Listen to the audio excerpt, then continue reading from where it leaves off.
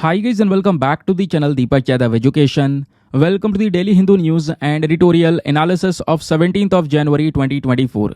तो गाइज आज है तारीख 17 जनवरी 2024 और है वेडनेसडे। देखेंगे आज के द हिंदू कंप्लीट न्यूज़पेपर को एनालाइज करेंगे। बट लेक्चर में आगे बढ़ने से पहले अगर आपको इस लेक्चर का पीडीएफ चाहिए तो क्या करना है, सबसे पहले डाउनलोड करना है टेलीग्राम, देन उसके बाद जाके सर्च बॉक्स में टाइप करना Deepak Yadav education UPSC. As you can see guys आपको ये वाला चैनल मिल जाएगा, यहाँ से आप डेली बेसिस पे इस लेक्चर के पीडीएफ को डाउनलोड कर पाओगे। नाउ हमेशा की तरह हम लोग अपने लेक्चर को एक मैप के क्वेश्चन के साथ स्टार्ट करेंगे। तो आज आप सभी को मैप में जाकर देखना है जिरलैक स्ट्रेट को कहाँ पर है एग्जैक्टली लोकेटेड, इसको अच्छे से मैप में देखना। देन उसके बाद आकर नीचे कमेंट सेक्शन में टाइप करना, जिससे कि आप लोग इसको लंबे समय तक याद रख पाओगे। साथ ही साथ एक क्वेश्चन सॉल्व करेंगे जो कि यूपीएससी प्रीवियस ईयर साल 2015 के प्रीलिम्स में पूछा गया था। डेली बेसिस पे हम लोग यहाँ पर एक प्रीवियस ईयर क्वेश्चन को भी सॉल्व करते हैं। क्वेश्चन क्या बोलता है कि गवर्नमेंट ऑफ इंडिया ने नीति आयोग को एस्टेब्लिश किया, लेकिन कौन से बॉडी की जगह पर या कौन से बॉडी को रिप्लेस करके। Option number a human rights commission, या फिर बी फाइनेंस कमीशन, या फिर सी लॉ कमीशन, या फिर डी प्लानिंग कमीशन। तो इसका सही आंसर सभी को नीचे कमेंट सेक्शन में देना है। एटलीस्ट सभी को इसमें पार्टिसिपेट करना है, जैसे मैं आप लोगों से डेली बेसिस पे बोलता हूँ। बाय द वे इसका जो करेक्ट आंसर है वो मैंने आपको टेलीग्राम पर प्रोवाइड करवा दिया है, वहाँ से भी आप इसको चेकआउट कर सकते हो। और अगर वहाँ पर आंसर नहीं मिलता है तो भी कोई परेशान होने की ज़रूरत नहीं है, क्योंकि वीडियो के लास्ट में इसके करेक्ट आंसर का डिस्कशन हम लोग करेंगे। तो चलो शुभ आरंभ करते हैं और चलते हैं सबसे पहले थंबनेल वाले इंपॉर्टेंट आर्टिकल की तरफ। तो दोस्तों ओएनजीसी ने एक और बहुत बड़ी गुड न्यूज़ इंडिया को दे दी है। महानदी रिवर बेसिन के अंदर में ओएनजीसी ने 2 नेचुरल गैस की डिस्कवरी की है, जिस वजह से बहुत सारे न्यूज़ आर्टिकल्स अभी चर्चाओं में हैं। और हमारे लिए भी एग्जामिनेशन के पॉइंट ऑफ व्यू से, specially GS paper number 3 economy के पर्सपेक्टिव से इंपॉर्टेंट टॉपिक होने वाला है। सबसे पहले मैं आपको कुछ सोर्सेज दिखा देता हूँ। पिछले 2 दिनों से काफ़ी डिस्कशंस हो चुके हैं। फॉर एग्जांपल इकोनॉमिक टाइम्स ने यहाँ पर मेंशन कर रखा है ONGC makes back to back gas discoveries in Mahanadi basin block. तो पहले तो हम यहाँ पर बात करेंगे इस नेचुरल गैस के डिस्कवरी के बारे में। फिर मैं आपको बताऊंगा कि इस नेचुरल गैस की डिस्कवरी का सबसे बड़ा इंपॉर्टेंस क्या होने वाला है, कैसे यहाँ पर ये इंडिया को एक बहुत बड़ी हेल्प प्रोवाइड करवा सकता है, वो भी यहाँ पे हम डिस्कस करेंगे। लेकिन उससे पहले दोस्तों यहाँ पे आपने करना क्या होगा, आपने यहाँ पर जानना होगा इसके कुछ लोकेशंस को। सबसे पहले अगर आप यहाँ पर ये मैप देखोगे तो यहीं पर आपको ये महानदी नज़र आएगी। अब महानदी जब बहती हुई आती है तो नीचे आके बहुत सारी अलग अलग छोटी छोटी नदियों में बट जाती है। और ऐसे यहाँ पर जब ये बट जाती है तो हम इसको क्या बोलते हैं, डेल्टा बोलते हैं, सभी को पता होगा। अब दोस्तों जो डेल्टा बनता है, और डेल्टा बनने के साथ साथ महानदी जो है ये बहती बहती आकर इसका जो सारा पानी है वो कहाँ पे खाली होता है, बे ऑफ बंगाल में, यानी कि बंगाल की खाड़ी में। अभी जो गैस की डिस्कवरी की है, वैसे अगर आप महानदी का बेसिन देखोगे कहाँ पे फैली हुई है, तो बहुत बड़े एरिया में दोस्तों ये पूरी फैली हुई है। इवन यहाँ पर आप देख पाओगे छत्तीसगढ़ से भी इसका बहुत बड़ा कनेक्शन है, आसपास के स्टेट्स में भी दोस्तों यहाँ पर इसका एक इंपॉर्टेंट रोल देखने को मिलता है। लेकिन जब ये नदी बहती हुई आती है, बंगाल की खाड़ी में खाली होती है, तो यहाँ पर आप देख पाओगे ये जो पर्टिकुलर रीजन है हमारे समुद्र का, जस्ट किनारा जो है ये, यहीं पर यह गैस की डिस्कवरीज की गई हैं, यानी समुद्र के अंदर। हाँ जी बिल्कुल, समुद्र के बिल्कुल अंदर गहराई में, डीप वाटर में ये डिस्कवरीज की गई हैं। और अब क्या होगा, इतनी गहराई से ये जो गैसेस हैं ये निकाली जाएंगी, और इसको निकालने में बहुत इंपॉर्टेंट रोल होने वाला है ओएनजीसी का, जिस वजह से ये न्यूज़ में है। आई होप आपको यहाँ पर ये जो पूरा का पूरा मामला है वो समझ में आया। लोकेशंस आपने देखी, यहाँ पे कुछ समझ में आई। अब यहाँ पे आप ने आर्टिकल देखा होगा जिसमें बोला जा रहा है 2 गैस की डिस्कवरीज की गई हैं। तो जो पहली डिस्कवरी हुई है उसका नाम है उत्कल, ठीक है। और दोस्तों ये जो डिस्कवरी हुई है इस समुद्र में लगभग 714 मीटर की गहराई में हुई है। इतना ज़्यादा गहराई में जाना पड़ेगा, और बोला यह जा रहा है कि इतनी गहराई में जाके जो हम गैस निकालेंगे, और उसमें इतनी सारी गैस है कि हर दिन लगभग 3 lakh cubic metres per day के हिसाब से जो गैस है वो हमको मिल पाएगी। और जो दूसरा यहाँ पर डिस्कवरी हुई है वो लगभग कह सकते हो कि वो भी पानी की गहराई में ही है, लेकिन वो 1110 मीटर की गहराई में, यानी पानी के अंदर आपको 1 किलोमीटर तक गहराई में जाना होगा। उसके बाद यहाँ पर जो ये गैस है वो मिल रही है। तो ओएनजीसी ने बताया कि जो ये डिस्कवरीज हैं हमारे लिए बहुत ही ज़्यादा इम्पॉर्टेंट रोल प्ले करेंगी। भले ही गहराई से निकाल रहे हैं, लेकिन इसका एक जो ये मेजर चंक है वो क्या करेगा, इंडिया की ज़रूरतों को पूरा कर सकता है। क्योंकि अगर हम लोग अपने देश की बात करते हैं तो जो ज़्यादातर गैस की ज़रूरत है इंडिया में वो हम इंपोर्ट करके पूरा करते हैं। दुनिया भर की कंट्रीज से इंपोर्ट किया जाता है। तो अभी जब हम इस कंडीशन में, इस हालात में हैं जब दुनिया भर की कंट्रीज़ के ऊपर निर्भरता है, और ऐसे टाइम पे हमारे सामने एक नई डिस्कवरी होती है और इस प्रकार की चीज़ें हमको मिलती हैं, तो ऑब्वियस सी बात है इसका क्या होगा, हमारी एनर्जी सिक्योरिटी में एक बहुत बड़ा फ़ायदा मिलेगा। जो इम्पोर्ट के ऊपर डिपेंडेंसी है वो भी यहाँ पर कम होती हुई नजर आएगी। दूसरी चीज़ अगर हम बात करेंगे तो इंडिया जो है अपना एक टारगेट सेट करके चल चुका है। आपको पता होगा हमने कई सारे टारगेट सेट किए कि भैया 2070 तक नेट जीरो एमिशन तक इंडिया पहुंचेगा। इस प्रकार के बहुत सारे टारगेट्स हैं पोल्यूशन को कंट्रोल करने के लिए। और यहीं पर हमारा एक और टारगेट है जो नेचुरल गैस है, ठीक है, इसका जो शेयर होगा इंडिया के अंदर में उसको इंक्रीज किया जाएगा 2030 तक। फॉर एग्जाम्पल जैसे आज हम लोग यहाँ पर जो भी चीज़ें यूज़ करते हैं, एनर्जी के सेक्टर में जो भी नेचुरल गैस यूज़ की जाती है उसका शेयर या फिर उसका कंट्रीब्यूशन केवल और केवल 6.3% के आसपास है।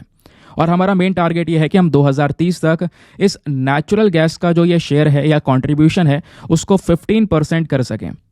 तो ये जो हमारा टारगेट है उसमें भी एक बहुत बड़ी हेल्प मिलेगी इस मेजर डिस्कवरीज की वजह से। आई होप आपको ये बात भी अच्छे से क्लियर हो चुकी है। सवाल यह है कि नेचुरल गैस जब निकालते हैं इसका यूज़ कहाँ कहाँ पे हो सकेगा। तो दोस्तों ज़मीन के अंदर से निकाली जाती है, समुद्र का जो सरफेस होता है वहाँ से भी नेचुरल गैस निकाली जाती है। इसका यूज़ हम लोग इलेक्ट्रिसिटी को जनरेट करने के लिए, बिजली के उत्पादन के साथ साथ जो फर्टिलाइजर्स, जो खाद होते हैं उनमें बनाने में भी यूज़ किया जाता है। या फिर इसको हम लोग CNG में बदल सकते हैं, ठीक है, ताकि हम इसको ऑटोमोबाइल सेक्टर में एज अ फ्यूल यूज़ कर सकें। तो ये सारे पर्पज़ आपको नेचुरल गैस के देखने को मिल जाएंगे। कहने का मतलब है ये अगर आप देख रहे होंगे कि फर्टिलाइज़र, इलेक्ट्रिसिटी, तो अगर हम नेचुरल गैस का यूज़ बढ़ाएंगे तो हम ऑलरेडी क्या कर रहे होंगे, जो कोयले के ऊपर डिपेंडेंसी है, जो कोयला है इसका कम उपयोग कर रहे होंगे। क्योंकि अभी ज़्यादातर पावर जनरेशन में या जो हमारी इंडस्ट्री के अंदर में लिक्विड फ्यूल यूज़ किया जाता है उसमें कोयले का सबसे बड़ा रोल है ना। तो दोस्तों यहाँ पर ये जो कोयले का सबसे बड़ा रोल है पावर जनरेशन के अंदर में, वो थोड़ा सा कंट्रोल हो सकेगा। क्योंकि नेचुरल गैस हमको मिलेगी तो हम नेचुरल गैस का ज़्यादा यूज़ करेंगे, कोयले का कम यूज़ करेंगे, जिससे पोल्यूशन भी थोड़ा सा थमता हुआ नजर आएगा। तो ये इसका एक बहुत बड़ा इंपॉर्टेंस हमारे सामने देखने को मिल रहा है। आई होप दोस्तों आपको बढ़िया तरीके से इस पूरे के पूरे मामले के बारे में एक क्लैरिटी मिल चुकी है। अब थोड़ा सा हम लोग प्रीलिम्स के लिए इंपॉर्टेंट फैक्ट्स को कवर कर लेते हैं, जान लेते हैं महानदी रिवर बेसिन के बारे में। तो हमारे देश के अंदर में जब हम रिवर बेसिन्स की बात करते हैं तो महानदी रिवर बेसिन 8वें नंबर पर आने वाली सबसे बड़ी बेसिन है। इसका जो टोटल एरिया है वो 1,39,681.51 स्क्वायर किलोमीटर्स के आसपास है। यानी हमारे देश का जितना जोग्राफिकल एरिया है उसका 4.28% एरिया आप इसको कह सकते हो। इस बेसिन का जो पूरा कैचमेंट एरिया है वो मैंने बोला ना कई सारे स्टेट तक फैला हुआ है, छत्तीसगढ़, ओडिशा, प्लस यहाँ पर इस नदी के कुछ स्मॉलर पोर्शंस यहाँ पे जाते हैं झारखंड, महाराष्ट्र, मध्य प्रदेश तक। तो बहुत बड़ा बेसिन इसका देखने को मिलता है। अगर हम इसको किलोमीटर्स में देखें तो ये महानदी रिवर का जो बेसिन है इसकी जो लेंथ है वो है 587 किलोमीटर और विड्थ है 400 किलोमीटर्स के आसपास। इसके आसपास कई सारी पहाड़ियाँ हैं। फॉर एग्जाम्पल इस बेसिन के नॉर्थ में है सेंट्रल इंडिया हिल्स, उसके अलावा साउथ में है ईस्टर्न घाट्स और साथ ही साथ में वेस्ट में है माइकला रेंज। ये बात आपको क्लियर हो गई दोस्तों। उसके बाद बताया जाता है ये जो पूरा महानदी रिवर बेसिन है इसको 4 अलग अलग रीजन्स में हम डिवाइड कर सकते हैं। एक नदन प्लाट्यू, दूसरा ईस्टर्न घाट, तीसरा कोस्टल प्लेन्स और चौथा erosional plains of central table land. इस तरीके से दोस्तों यहाँ पर 4 अलग अलग रीजन्स में बांटा जा सकता है। इस बेसिन का जो मेजर पार्ट है वो एग्रीकल्चरल लैंड से कवर हुआ है। एग्रीकल्चर के पर्पस से ज़्यादा यूज़ किया जाता है। इस पूरे बेसिन के आसपास की जो आप मिट्टी देख पाओगे, जो सॉइल है वो ज़्यादातर रेड या येलो सॉइल्स ही यहाँ पर पाई जाती हैं। ठीक है, ये तो हो गई बेसिन की बात। अब बात करते हैं एग्जैक्टली महानदी रिवर के बारे में, ठीक है, क्योंकि बड़ी देर से इसी का तो डिस्कशन चल रहा है। तो महानदी रिवर जो है दोस्तों ये इंडिया की एक major east flowing peninsular river है। अब ये जो वर्ड है इसका मतलब क्या है, अगर आप देखोगे तो इंडिया का जो ये वाला हिस्सा है, अगर मैं इतना ड्रॉ करूं तो ये हिस्सा जो आपको देखने को मिलता है ये पूरा हमारा समुद्र से घिरा हुआ है। और इसी हिस्से को हम लोग क्या बोलते हैं, पेनिनसुलर इंडिया। इंडिया एक ऐसा कॉन्टिनेंट है जिसके पास में, मतलब इंडिया एक ऐसे कॉन्टिनेंट में आता है या फिर एक ऐसा आपको प्लेस देखने को मिलेगा जिसके पास में हर एक कॉन्टिनेंट के फीचर्स हैं। ठीक है, हमारे पास में बड़ा सा पेनिनसुलर रीजन भी आपको देखने को मिल जाता है। ठीक है, और इसी रीजन में ये महानदी है। अब महानदी यहाँ से निकल रही है और बह कहाँ पे रही है, इस तरीके से ईस्टर्न साइड में बह रही है। ठीक है, तो इस वजह से बोला गया ये ईस्टर्न फ्लोइंग पेनिनसुलर रिवर है। ये बात आपको क्लियर हो गई दोस्तों। दूसरा, अगर हम यहाँ पे इसका ओरिजिनेशन देखते हैं, कई बार क्वेश्चन बन जाता है, तो महानदी रिवर ओरिजिनेट होती है कहाँ से? छत्तीसगढ़ के अंदर में एक डिस्ट्रिक्ट है धमतारी डिस्ट्रिक्ट, वहां पे पहाड़ी है सिहावा रेंज ऑफ हिल्स, वहीं से दोस्तों ये नदी निकल कर आती है। ठीक है। दूसरी बात, अगर आप देख पाओगे पानी के पोटेंशियल के मामले में, ठीक है, किस में ज़्यादा वाटर है, तो कहीं ना कहीं यहाँ पर अगर आप देखोगे तो इस मामले में गोदावरी नदी भी काफ़ी आगे है और ये महानदी भी आगे है। तो गोदावरी और महानदी ये यहाँ पर अपना फर्स्ट एंड सेकंड पर आ जाती हैं, जहाँ पर बहुत सारा पानी प्रेजेंट है, और स्पेशली ये दोनों की दोनों पेनिनसुलर रिवर्स हैं। पेनिनसुलर रिवर क्या होती हैं वो ऑलरेडी हमने यहाँ पर डिस्कस कर लिया है। ठीक है। अब दोस्तों महानदी रिवर की अगर हम टोटल लेंथ की बात करते हैं, जैसे बोला गया छत्तीसगढ़ से निकलती है, तो ये ना जो नदी है ये बहते बहते बंगाल की खाड़ी में गिरती है। तो बंगाल की खाड़ी तक गिरने के बीच का जो डिस्टेंस है वो लगभग 851 किलोमीटर्स का है, जिसमें से ये नदी छत्तीसगढ़ में लगभग 357 किलोमीटर तक बहती है और ओडिशा में 494 किलोमीटर तक बहती है। फिर सबसे इंपॉर्टेंट पोर्शन इसके ट्रिब्यूटरीज, वेरी वेरी इंपॉर्टेंट, इसको मार्क कर लेना, कई बार क्वेश्चन बन जाता है, अनएक्सपेक्टेड सा क्वेश्चन। जैसे आपने देखा होगा कि एक बार शायद 2016 में यूपीएससी ने ब्रह्मपुत्र नदी की ट्रिब्यूटरीज के बारे में सवाल पूछ लिया था, सहायक नदियों को लेकर। तो महानदी की जो सहायक नदियां हैं वो कौन सी हैं? सबसे पहले सियोनाथ, हसदेव, मांद, फिर उसके बाद आईबी, ये सब आप देख पाओगे महानदी को लेफ्ट तरफ से ज्वाइन करती हैं। और उसके बाद राइट साइड वाली की बात करेंगे तो ओएनजी है, तेल है एंड जोंग है। तो इस तरीके से दोस्तों यहाँ पे आप कुछ इसकी ट्रिब्यूटरीज के ध्यान में रख सकते हो। और महानदी वो नदी है जिसके ऊपर दुनिया का सबसे बड़ा अर्थन डैम बना हुआ है, जिसका नाम है हीराकुंड डैम। 26 किलोमीटर का डैम आपको देखने को मिलेगा। ये बना हुआ है स्पेशली ओडिशा के अंदर में। ठीक है, ओडिशा में जो संबलपुर है वहाँ से 15 किलोमीटर की दूरी पर। बना कहाँ पर है? महानदी रिवर के ऊपर ही। ठीक है। उसके अलावा चिलिका लेक की बात करते हैं, पास में आपको दोस्तों यहाँ पर चिलिका लेक भी देखने को मिल जाता है। ठीक है, यहीं पर नीचे आपको चिलिका लेक नजर आएगा। अब होता क्या है, इसकी क्यों चर्चा की गई है? यहाँ पे बोला जा रहा है कि चिलिका लेक एक कह सकते हो कि जो हमारा इंटरनेशनल इंपॉर्टेंस दिया जाता है ना किसी वेटलैंड को, उस कैटेगरी में इसको रखा गया है। रामसर कन्वेंशन के अंदर में एक इंपॉर्टेंस दिया गया है चिलिका लेक को। लेकिन ये जो लेक है, इस झील के अंदर जो पानी आता है वो 61% इसी महानदी रिवर सिस्टम के थ्रू जाता है, ऐसा यहाँ पर मेंशन किया जा रहा है। आई होप दोस्तों यहाँ पर आपको ये सारी की सारी जो बातें हैं बढ़िया तरीके से क्लियर हो चुकी हैं, स्पेशली महानदी को लेकर। चलिए आगे आते हैं, उसके बाद हम लोग अपने नेक्स्ट इंपॉर्टेंट आर्टिकल की तरफ। तो आज के न्यूज़पेपर में काफ़ी सारे रेलिवेंट आर्टिकल्स हैं। फॉर एग्जांपल आपको ये वाला आर्टिकल देखने को मिलेगा जो कि पेज नंबर 4 पर प्रेजेंट है। इसको हम जीएस पेपर नंबर 2 पॉलिटी के साथ में लिंक करेंगे। हुआ क्या है, देखो पीएम जनमन स्कीम की बात बहुत ज़्यादा हो रही है। ठीक है, बहुत सारे आर्टिकल्स पब्लिश हो चुके हैं। तो पूरा मामला क्या है यहाँ पर, ये थोड़ा सा हम समझेंगे। और यहीं पर मैं आपको बताऊं कि यूपीएससी एक सवाल भी पूछ चुका है इसी टॉपिक से संबंधित। तो पीएम जनमन जो स्कीम है, ये scheme basically particularly vulnerable tribal groups के लिए लाई गई है। देखो हमारे देश में कई सारे ट्राइबल ग्रुप्स हैं, लेकिन उनमें से जो पीवीटीजीज की जब बात करते हैं तो उसमें वो वाले ग्रुप्स को रखा जाता है जो कई सारी परेशानियों से गुजर रहे हैं या बहुत पीछे रह चुके हैं नॉर्मल ट्राइबल ग्रुप्स के कंपैरिजन में। पढ़ाया गया है आपको। अब दोस्तों सरकार क्या कर रही है, काफ़ी सारी महिलाओं को यहाँ पर देख रही है और उनके थ्रू क्या किया जाएगा, इस स्कीम के बारे में ज़्यादा से ज़्यादा जो इन्फॉर्मेशन है वो यहाँ पर लोगों तक पहुँचाई जाएगी। क्यों? क्योंकि जो पीएम जनमन स्कीम, अच्छा पीएम जनमन की फुल फॉर्म क्या है? फुल फॉर्म है प्रधानमंत्री जनजाति आदिवासी न्याय महाअभियान। इस स्कीम के तहत यहाँ पर दोस्तों जो पर्टिकुलरली वल्नरेबल ट्राइबल ग्रुप्स हैं, ऐसे ट्राइबल ग्रुप जो बहुत पीछे रह चुके हैं, उनको प्रॉपर फैसिलिटीज प्रोवाइड करवाने की बात की है। वैसे इस स्कीम को अभी नहीं लॉन्च किया, 15 नवंबर को ही लॉन्च कर दिया गया था। मेन ऑब्जेक्टिव यह है कि इन ट्राइबल कम्युनिटीज़ को पक्का घर दिया जाए, इलेक्ट्रिसिटी सप्लाई मिले, वाटर कनेक्शंस मिले, और ये सारा काम अलग अलग मंत्रालय के थ्रू किया जाएगा। लगभग 36 लाख लोग ऐसे हैं इस पर्टिकुलरली वल्नरेबल ट्राइबल कम्युनिटी के अंदर में जो रह रहे हैं, अच्छी कंडीशन में नहीं रह पा रहे हैं, उनको ये सारी फैसिलिटीज़ प्रोवाइड करवाने के बारे में बताया गया है। और जैसे मैं आपको बता ही चुका हूँ कि पीवीटीजीज कौन से हैं, ये सबसे बैकवर्ड वाले ट्राइबल ग्रुप्स आपको देखने को मिलते हैं पूरे शेड्यूल ट्राइब्स में। ठीक है, बात क्लियर हो गई। चलिए अब आगे आते हैं, इसके बारे में और बात करते हैं। एक सेकंड रुक जाओ, इसको हम वापस नॉर्मल कर लें। चलिए, ये तो दोस्तों हो गया आपका पूरा का पूरा न्यूज़ आर्टिकल। क्या ये एग्जाम में आपको हेल्प कर सकेगा? नहीं। हाँ, थोड़ी बहुत जानकारी मिल रही है, थोड़ा बहुत आइडिया लगा सकते हो, लेकिन क्वेश्चन अगर कोई डिटेल से आ गया तो कैसे सॉल्व किया जा सकेगा, जैसे पूछा जा चुका है। अब आगे मैं आपको बताता हूँ। ये तो आपने जरिया देख लिया कि हाँ भाई ये चर्चाओं में है तो मुझे क्या पढ़ना होगा। सबसे पहले आपने इस स्कीम के बारे में इसकी गहराई में जाकर चीज़ों को समझना होगा, क्योंकि यूपीएससी जहाँ पे क्वेश्चन पूछ रहा है बहुत डेप्थ से आ रहे हैं। तो बात क्या है, जो हमारा यूनियन कैबिनेट है इन्होंने नवंबर 2023 में स्पेशली 15 नवंबर को ये जो स्कीम है इसको यहाँ पर लॉन्च किया। इस स्कीम के तहत लगभग 24,104 करोड़ रुपया खर्चा करने की बात की गई है। और इन 24,104 करोड़ में से जो हमारी केंद्र सरकार पैसा खर्चेगी वो लगभग 15,336 करोड़ होगा, और जो राज्य सरकार खर्चेगी वो 8,768 करोड़ होगा। ठीक है, और इस पूरे स्कीम को 2025-26 तक लागू करने की बात की गई है। ये बात आपको क्लियर हो गई दोस्तों। अब यहां पर क्या है ना, इस पर्टिकुलर स्कीम का मेन फोकस है 11 अलग अलग जो भी यहां पर क्रिटिकल इंटरवेंशंस हैं उन पर फोकस करना 9 मंत्रालयों के माध्यम से, यानी 9 हमारी अलग अलग मिनिस्ट्रीज होंगी, मंत्रालय होंगे।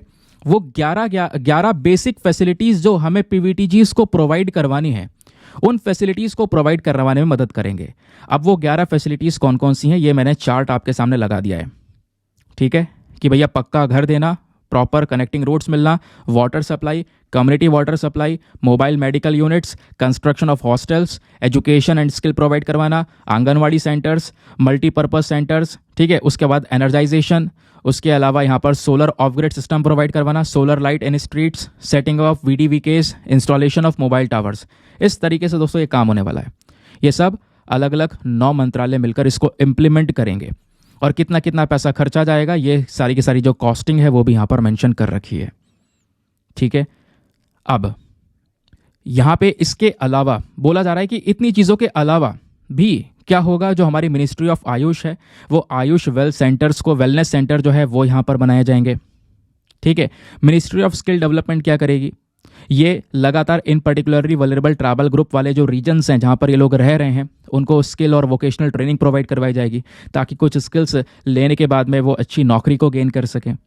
ठीक है, इतनी बात क्लियर हुई, स्कीम समझ में आ गई आपको। अब आते हैं थोड़ा और मेन पार्ट पर, पीवीटीजी। आखिरकार जिन ट्राइबल ग्रुप्स की हम बात कर रहे हैं ये ट्राइबल ग्रुप्स हैं कौन से? तो दोस्तों यहाँ पे जो पर्टिकुलरली वल्नरेबल ट्राइबल ग्रुप्स हैं, स्टार्टिंग में जब ये ऐसा ग्रुप बनाया गया था तो नाम इनका पीवीटीजी नहीं था, उस समय पर नाम इनका केवल पीटीजी था, यानी प्रिमिटिव ट्राइबल ग्रुप। होता यह है कि 1973 में देवार कमीशन आता है, इन्होंने यहाँ पर इस प्रकार का प्रिमिटिव ट्राइबल ग्रुप को बनाया, एक सेपरेट कैटेगरी बना के तैयार कर दी।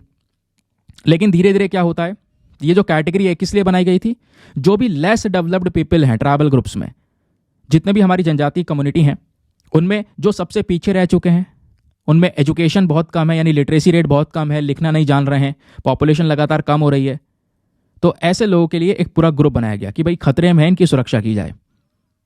अब हुआ क्या, 2006 में भारत सरकार ने जो नाम है पीटीजी का वो बदल दिया, प्रिमिटिव ट्राइबल ग्रुप से नाम बदलकर इसका पर्टिकुलरली वल्नरेबल ट्राइबल ग्रुप कर दिया गया।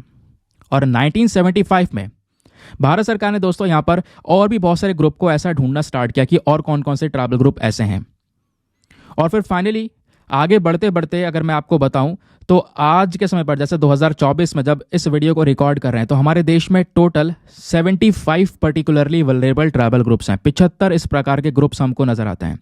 वैसे अगर आप देखोगे तो 705 अलग अलग शेड्यूल्ड ट्राइब्स हैं, इनमें से 75 ऐसे हैं जो बहुत खतरे में। और इन 75 ग्रुप्स में से भी जो सबसे ज्यादा संख्या वाले ग्रुप्स हैं वो ओडिशा के अंदर में पाए जाते हैं। सवाल यह है कि इस ग्रुप में अगर किसी एक ग्रुप को ऐड करना हो यानी इस लिस्ट में, तो उसके लिए क्या देखा जाता है।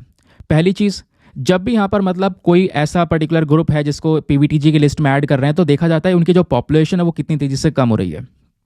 लिटरेसी रेट, कितने पढ़े लिखे लोग हैं, है ना, लिखना नहीं जान रहे हैं, या फिर आप कह सकते हो जो एग्रीकल्चर है वो बहुत पहले के समय वाली चल रही है ना। तो ये सारी चीज़ें देखी जाती हैं कि भाई कितने पीछे हैं वो, उस बेसिस पर इस लिस्ट के अंदर में इनको ऐड कर लिया जाता है। समझ गए। अब देखो यूपीएससी ने यहाँ पर एक सवाल पूछा, साल 2019 में एक क्वेश्चन पूछा गया कि पर्टिकुलरली वल्नरेबल ट्राइबल ग्रुप को लेकर 4 स्टेटमेंट से बताओ, इन चारों में से कौन सा स्टेटमेंट सही है। पहला, जो पीवीटीजी हैं ये 18 स्टेट्स और एक यूनियन टेरिटरी में रहते हैं, चलो हमें नहीं पता, मान लेते हैं। सेकंड, यहाँ पे बोला जा रहा है कि एक स्टैग्नेंट या जो डिक्लाइनिंग पॉपुलेशन होती है, पॉपुलेशन जब तेजी से घट रही होती है तो ये भी एक क्राइटेरिया है जिसके बेसिस पर किसी ग्रुप को इस पीवीटीजी का स्टेटस दिया जाता है। हाँ, ये सही बात है, अभी तो हमने पढ़ा था। थर्ड, यहाँ पर टोटल 95 पीवीटीजी हैं जो ऑफिशियली नोटिफाइड है हमारे देश में। क्या ऐसा कुछ है? नहीं, 95 नहीं है ये नंबर है 75 का। ठीक है, अभी पढ़ा था। फिर उसके बाद फोर्थ स्टेटमेंट बोलता है इरूलर एंड कोंडा ट्राइब्स, ये जो ट्राइब्स हैं इनको भी पीवीटीजी के लिस्ट में ऐड किया गया है। अब 75 ट्राइबल लिस्ट है, मतलब 75 ग्रुप्स इसमें, इतना तो कुछ पता नहीं है, लेकिन फिर भी यहाँ पे जब ये क्वेश्चन पूछा गया था तो इसमें स्टेटमेंट थोड़े अच्छे थे। यहाँ पर हम एलिमिनेशन यूज़ कर सकते थे। फिलहाल 2023 में एलिमिनेशन वाली टेक्निक आपकी हेल्प नहीं कर सकती है, क्योंकि 2023 में स्टेटमेंट का जो पूछने का तरीका है, ऑप्शंस हैं, वो बिल्कुल अलग हैं। फिलहाल के लिए 2019 के बेसिस पर आप देखोगे तो ये चारों स्टेटमेंट के बेसिस पर, जैसे फॉर एग्जांपल आपको पता है भैया तीसरा वाला हमें कंफर्म है, ये तो गलत है। 95 नहीं, टोटल 75 पीवीटीजी हैं। तो आप ऑप्शन में देखोगे तीसरा वाला यार पहले में भी है, दूसरे में भी है, तीसरे में भी है, तो ये तीनों तो हो नहीं सकते, बचा कौन सा? सी वाला, और यही सही है। समझ गए? चलिए आगे आते हैं नेक्स्ट आर्टिकल पर। आगे बढ़ने से पहले एक इंपॉर्टेंट इन्फॉर्मेशन, अगर आप लोग हमारे पेड ग्रुप्स को ज्वाइन करना चाहते हो तो आपके पास में एक बढ़िया मौका है इसको ज्वाइन करने का। यहाँ पर आपको डेली करंट नोट्स के पीडीएफ वगैरह प्रोवाइड करवाए जाते हैं। फॉर एग्जांपल जैसे अगर आप देखोगे दोस्तों, ये हमने आर्टिकल डिस्कस किया, अब इस आर्टिकल के पीछे ये सारा का सारा बैकग्राउंड डेटा है। जो आप लिखने बैठोगे, नोट्स बनाने बैठोगे, तो वो लिखने वगैरह की ज़रूरत नहीं है।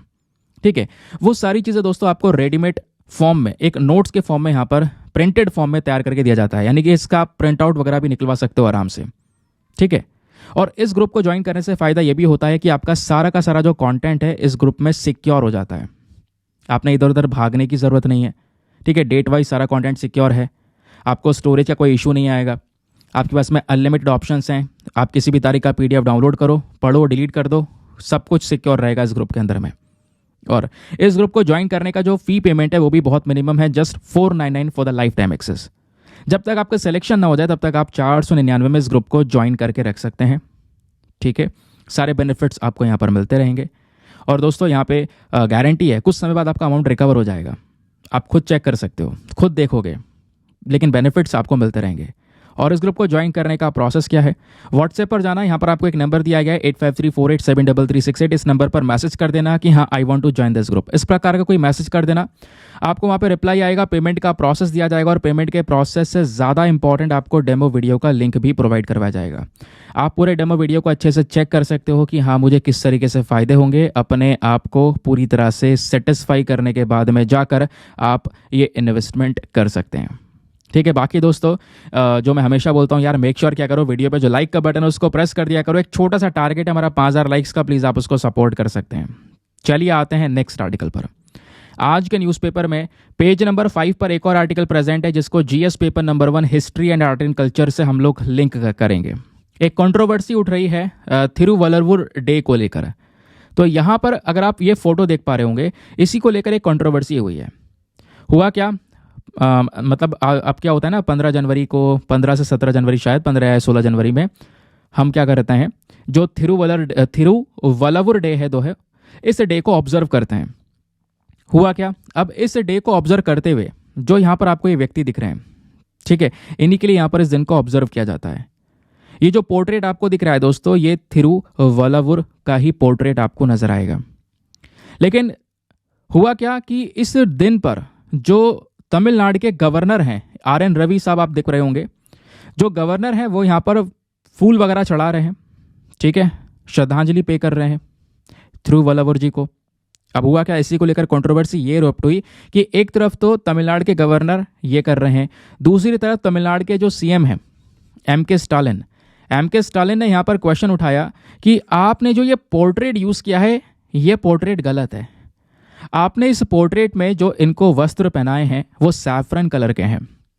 ठीक है, ऑरेंज कलर में आपको भगवा कलर में देखने को मिलेंगे, और ये सैफरन कलर में यह पोर्ट्रेट गलत चीज़ दर्शाता है। ऐसा यहाँ पर चीफ मिनिस्टर MK स्टालिन का कहना है कि आपने इनको सैफ्रोनाइज कर दिया है। ये सैफ्रोनाइज आप नहीं कर सकते। इनका जो ओरिजिनल यहाँ पर अगर आप क्लॉथ देखोगे, वस्त्र देखोगे, तो वो वाइट कलर में है, ऐसा इनका MK स्टालिन साहब का कहना है। तो जो RN रवि साहब हैं, इनके इस ट्रिब्यूट को रिजेक्ट करते हुए, इसको ओपोज करते हुए ये सारे स्टेटमेंट्स दिए गए, जिस वजह से दोस्तों यहाँ पर इसका नाम दिया गया सैफरन कंट्रोवर्सी। अब ये मामला न्यूज़ में है, तो आपने इस कंट्रोवर्सी में ज़्यादा नहीं जाना है, एग्जाम में आपको हेल्प नहीं करेगा। हमारा मेन काम है हम एग्जाम के पॉइंट ऑफ व्यू से इंपॉर्टेंट चीज़ों को निकाल कर पढ़ें। ठीक है, अब एक इंपॉर्टेंट पर्सनालिटी हैं ये व्यक्ति, तो इनके बारे में आपने प्रॉपर जानकारी होनी चाहिए। कौन थे थिरुवल्लुवर। ठीक है, अब दोस्तों ये मैंने फोटो आपको दिखा दिया। अब आगे आते हैं, इनके बारे में जानेंगे। तो इनको ना वल्लवर के नाम से भी जाना जाता है। एक तमिल पोएट सेंट हुआ करते थे। ठीक है, उसके अलावा यहाँ पर कह सकते हो कई सारे लोगों के आइकन है ये। और जिस समय पर यहाँ पर ये रहते, मतलब इनका जो पीरियड था जिस समय पर यहाँ पर ये जीवित थे, उस पीरियड को लेकर हमेशा से डिबेट रहता है इनकी रिलीजियस आइडेंटिटी को लेकर। ऐसा क्यों, आगे बताऊंगा।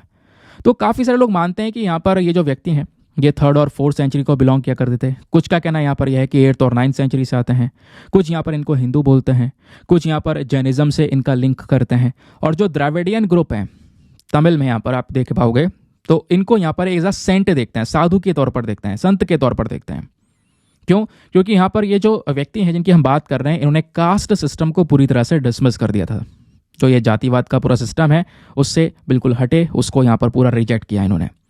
प्लस इनके कुछ इंपॉर्टेंट वर्क भी हैं, जैसे एक वर्क में आता है थिरुकुरल।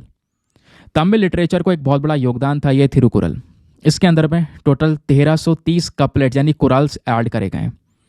प्लस जो ये टेक्स्ट है इसको 3 अलग अलग पार्ट्स के अंदर में डिवाइड किया हुआ है इनके इस वर्क को। ठीक है, जैसे इनके वर्क को दिखाया गया है कि भाई यहाँ पर 3 अलग अलग पार्ट्स में टीचिंग्स दी गई हैं, धर्मा को लेकर, अर्थ को लेकर और काम को लेकर, यानी वर्च्यू, वेल्थ और साथ ही साथ में लव को लेकर। ये इनका इंपॉर्टेंट वर्क है, ध्यान रखना। प्लस सोसाइटी में थिरुवल्लुवर जी का एक बहुत बड़ा इंपॉर्टेंस रहा। कैसे? अगर आप देखोगे तो इनको अलग अलग तरीके से एक बहुत बड़ी पहचान मिल चुकी है। हुआ क्या, इनका एक स्टैचू है, वो यहाँ पर अनवील किया गया था 2009 में बेंगलुरु के अंदर में, स्पेशली उलसुर नाम की जगह में।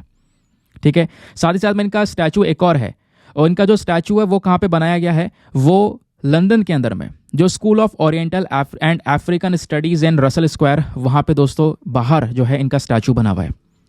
133 फुट का एक ऊंचा सा स्टैचू इनका एक और बना हुआ है, कहाँ पर, कन्याकुमारी के अंदर में। प्लस इनके नाम पर एक यूनिवर्सिटी है, थिरुवल्लुवर यूनिवर्सिटी। ये कहाँ पे बनाई गई है? ये बनाई गई है वेलोर डिस्ट्रिक्ट के अंदर में, तमिलनाडु की सरकार के थ्रू, अक्टूबर 2002 में। 1976 के अंदर में एक टेम्पल मेमोरियल है जिसका नाम है वल्लवर कोत्तम, ये भी बनाया गया चेन्नई के अंदर में। फिर उसके बाद में 16th सेंचुरी में अगर आप देखोगे तो एक टेम्पल है, वो डेडिकेट किया गया थिरुवल्लुवर को, और ये बनाया गया था, मतलब ये जो टेम्पल है बनाया गया था कहाँ पर, जो हमारा एकम्बरेश्वर टेम्पल कॉम्प्लेक्स है मेलापुर के अंदर, जो स्पेशली चेन्नई में है, वहाँ पर। ठीक है, तो ये बेसिक चीज़ है जिसको आप ध्यान रख सकते हो। अब सोसाइटल इंपॉर्टेंस इतना ज़्यादा कुछ खास आपको नहीं देखने को मिलेगा, बट मतलब ये एग्जाम के लिए इतना खास नहीं देखने को मिलेगा, लेकिन यहाँ पर ये कुछ बेसिक चीज़ें जो कि इनके बारे में ज़रूर से पता होनी चाहिए। ठीक है, क्वेश्चन आपसे बन सकता है। आगे आते हैं नेक्स्ट आर्टिकल पर। आज के न्यूज़पेपर में ही पेज नंबर 14 पर एक और आर्टिकल प्रेजेंट है जिसको हम जीएस पेपर नंबर 3 इकोनॉमी से लिंक करेंगे। एक one of the most important article. हमने आज से कुछ दिनों पहले बात की थी कि जो इंडिया की एक कंपनी है काबिल कंपनी, काबिल की फुल फॉर्म है खनिज विदेश इंडिया लिमिटेड। तो इस कंपनी ने फोकस किया है अर्जेंटीना के अंदर में कुछ लिथियम को निकालने के लिए, लिथियम का खनन करने के लिए। नाउ फाइनली यहाँ पर इस कंपनी ने 5 अलग अलग लिथियम ब्लॉक्स को खरीद लिया है अर्जेंटीना के अंदर में। तो इंडिया अब आने वाले समय पर लिथियम के सेक्टर में एक इंपॉर्टेंट रोल प्ले करेगा, ये इंफॉर्मेशन हमारे सामने आ रही है। भारत ने अनाउंसमेंट किया कि 5 अलग अलग लिथियम के जो ब्लॉक्स हैं, भंडार हैं अर्जेंटीना के अंदर में, वो हमने परचेज कर लिए हैं। अब हम क्या करेंगे, वहाँ पर एक्सप्लोरेशन करेंगे, उसकी माइनिंग करेंगे, खनन करेंगे, और खनन करके लिथियम बहुत सारा निकालेंगे। और लिथियम आज के ज़माने में बहुत ज़्यादा इंपॉर्टेंट है। अक्सर हम लिथियम को वाइट गोल्ड के नाम से भी जानते हैं। चाहे वो मोबाइल फ़ोन हो, इलेक्ट्रॉनिक व्हीकल्स हो, जो भी चीज़ हो जिसमें बैटरीज का यूज़ हो रहा है, उन सभी चीज़ों में लिथियम का भी बहुत ज़्यादा यूज़ हो रहा है। और आज के समय पे हमारे लिए इंपॉर्टेंस इसलिए भी क्योंकि इंडिया ज़्यादातर लिथियम इंपोर्ट कर रहा है अलग अलग देशों से। यानी हमारी जो इंपोर्टिंग है, 24,000 करोड़ रुपए का हम इंपोर्ट कर रहे हैं लिथियम को। हमें ये इंपोर्टिंग कम करनी पड़ेगी। अब क्या हो सकेगा, हम वहाँ पे लिथियम को निकाल सकेंगे। तो ये आर्टिकल आपको समझ में आया, लेकिन क्या आर्टिकल एग्जाम के लिए इंपॉर्टेंट होगा? नहीं, ये हमको बस खाली एक रास्ता दिखा रहा है कि आपने एग्जाम के लिए पढ़ना क्या है। हमें जानना होगा लिथियम के बारे में कुछ बेसिक इन्फॉर्मेशन जो स्पेशली प्रीलिम्स के लिए फैक्ट्स के तौर पर इंपॉर्टेंट होने वाली है। चलो बात करते हैं लिथियम के प्रॉपर्टीज़ के बारे में।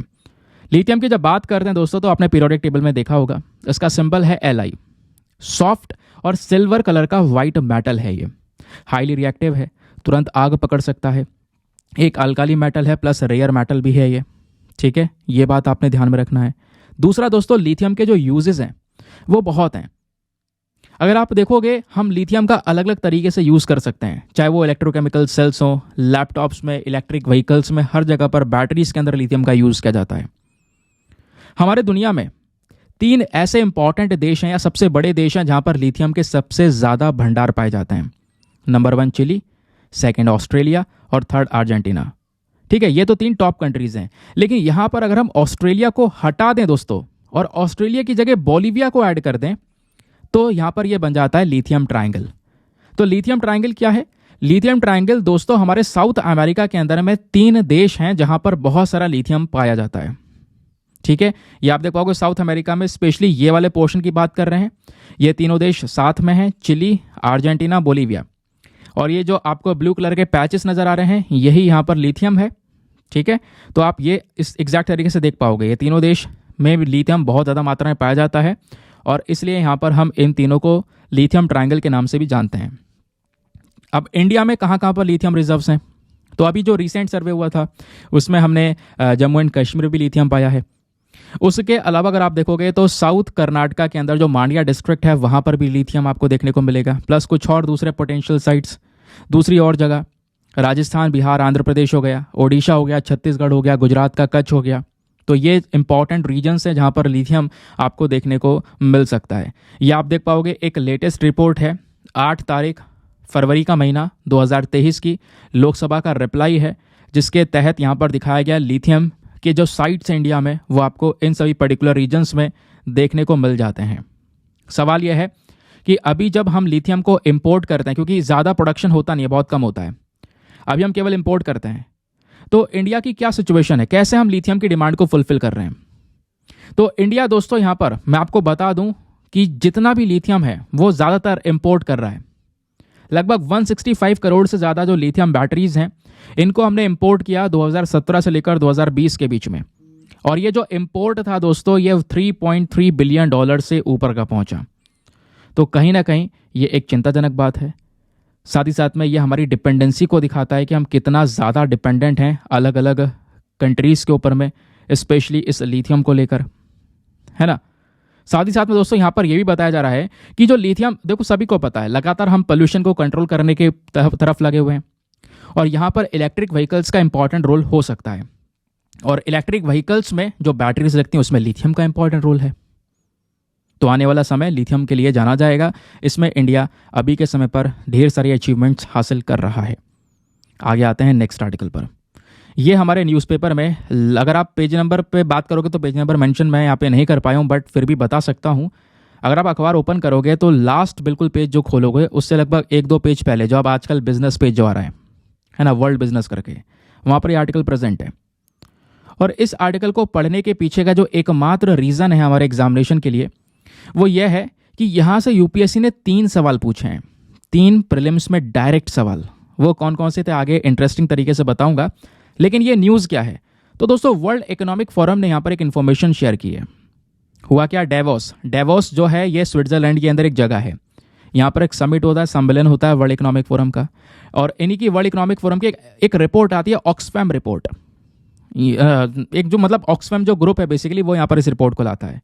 गरीबी के खिलाफ यहाँ पे खड़ा रहता है ये, और यहीं पर यह बताया गया कि हमारे पूरे दुनिया में, इंडिया की बात नहीं कर रहे हैं, पूरे दुनिया में जो रिचर सेक्शन है, जो अमीर हैं, वो और ज़्यादा अमीर हुए हैं। जब हम बात करते हैं हमारे दुनिया की सबसे बड़ी कंपनीज की, तो सबसे बड़ी जो 10 कंपनी है दुनिया की उसमें से जो 7 कंपनी हैं, ठीक है, वहाँ पर बिलियनियर का सबसे बड़ा रोल है। बिलियनियर यहाँ पर उन कंपनीज को रन कर रहे हैं या मेन शेयर होल्डर हैं। ठीक है, तो ये हमको देखने को मिल रहा है, यानी कि जो बड़े बड़े बिजनेसमैन हैं वो खड़े हैं, जिनके पास पैसा था वो डबल हो चुका है। यहाँ पर खुद मेंशन कर रखा है कि भैया जो कंबाइंड फॉर्च्यून्स हैं, जितनी भी यहाँ पर संपत्ति थी दुनिया के 5 सबसे अमीर लोगों के पास में 2020 में, वो अब तक डबल हो चुकी है। और दूसरी तरफ यहाँ पे जो गरीब लोग हैं, ठीक है, उनकी संख्या भी बड़ी है। बोला जा रहा है 5 बिलियन जो पीपल हैं वो यहाँ पर कहीं ना कहीं पुअरर बन चुके हैं, वो कहीं ना कहीं गरीबी की रेखा से और नीचे आ चुके हैं। तो वो है ना, अमीर और अमीर हुआ है, गरीब और गरीब, इस प्रकार का जो स्टेटमेंट है यहाँ पर मेंशन कर रखा है। साथ ही साथ में ऑक्सफैम ने यहाँ पर मेंशन किया है अलग अलग देशों की सरकारों से कि भाई जो ये मोनोपोलीज है इनको ब्रेक करो, हाई टैक्स चार्ज करो इन अमीर लोगों के ऊपर में, जो रिचर सेक्शन है उनसे ज़्यादा से ज़्यादा टैक्स निकाला जाए और जो अमाउंट रिसीव हुआ गवर्नमेंट के पास में वो अमाउंट प्रॉपर तरीके से डिस्ट्रीब्यूट किया जाए जो हमारे लोअर सेक्शन के पीपल हैं उन सब के अंदर में, जिससे यहाँ पर इक्वल डिस्ट्रीब्यूशन होगा फंड का, वेल्थ का। बट यहाँ पे कुछ ही लोग सारी आमदनी लेकर बैठे रहें और ज़्यादा बहुत बड़ा जो पोर्शन है वो यहाँ पर पुअर सेक्शन के अंदर में आए, तो वो चीज़ कहीं ना कहीं इनइक्वल है। तो ये जो हमारी मोनोपोलीज हैं इनको हमें तोड़ना होगा। कई सारी कंपनीज यहाँ पे खड़ी हो चुकी हैं जिनके टक्कर में कोई नहीं है और वो अपने बराबर में दूसरी कंपनी को खड़ा होने भी नहीं देती हैं। अगर कोई आएगी तो इसे उधर उधर फंसा के या कैसे भी करके हटा दिया जाएगा, चलता है ऐसा, समझ गए। तो इसको लेकर यहाँ पे काम करना होगा। जो चीज़ें यहाँ पर मेंशन कर रखी, जो ये इनइक्वालिटी है ये कोई हादसा नहीं है, ये किया गया है। ये बात डेवोस के अंदर में जो इवेंट हुआ है इस यहाँ पर मेंशन किया गया, समझ गए, क्लियर हो गया। चलिए अब आगे आते हैं। तो ये तो हमारा आर्टिकल है एग्जामिनेशन के लिए, लेकिन ये भी एक जरिया है बताने का कि आपको एग्जामिनेशन के लिए पढ़ना क्या होगा। यहाँ पर सबसे इंपॉर्टेंट जो चीज़ है वो है वर्ल्ड इकोनॉमिक फोरम। क्या है ये, कैसे काम करता है, सब कुछ डिस्कस करेंगे, ठीक है। डेवोस जो समिट हुआ जिसकी बात कर रहे हैं हम, सॉरी एक इवेंट हुआ था उसकी हम बात कर रहे हैं, स्विट्जरलैंड में डेवोस है। बात करते हैं वर्ल्ड इकोनॉमिक फोरम की। तो ये दोस्तों एक नॉन प्रॉफिट ऑर्गेनाइजेशन है।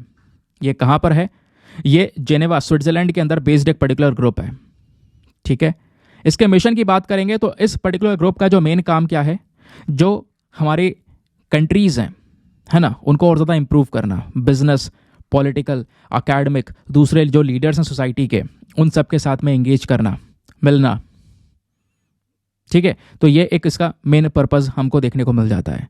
दूसरी तरफ यहाँ पे एक बात और ध्यान में रखनी है, जो वर्ल्ड इकोनॉमिक फोरम के फाउंडर हैं, वो फाउंडर कौन है, वो फाउंडर आपको देखने को मिल जाते हैं क्लॉस स्क्वैब। ये आपको देखने को मिलेंगे, ये इसके फाउंडर एंड एग्जीक्यूटिव चेयरमैन भी हैं क्लॉस स्क्वैब, नाम ध्यान रखना।